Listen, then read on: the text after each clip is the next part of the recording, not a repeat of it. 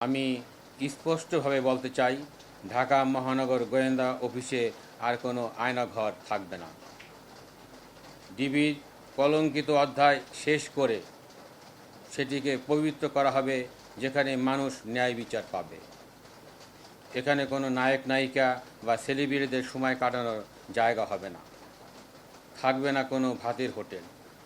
আসামি যেই হোক না কেন, সেই ন্যায় বিচার পাবে। গ্রেপ্তারকৃত আসামিদেরও নির্যাতন করা হবে না। ডিবি অফিসের নাম শুনলে আর কেউ যেন আতঙ্কিত না হয়। আমাদের আমাদের শুধু অপরাধীরাই যেন ভয় পায়।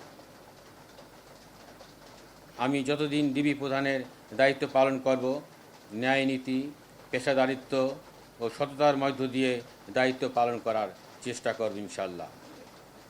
যারা ভুক্তভোগী এবং অসহায়, তাদের কথা শুনব। তাদেরকে কিভাবে আইনগত সহযোগিতা করা যায় সেটি দেখব। ডিবিকে মানুষের আস্থা ও ভালোবাসার স্থান হিসেবে প্রতিষ্ঠিত করতে চাই। নতুন স্বাধীন বাংলাদেশে ডিবি অফিস হবে ভুক্তভোগীদের ভরসা স্থল।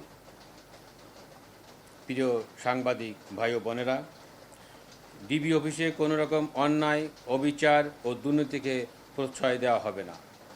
ডিবিতে চৌকস, দক্ষ ও পেশাদার কর্মকর্তাদের পদায়ন করা হয়েছে।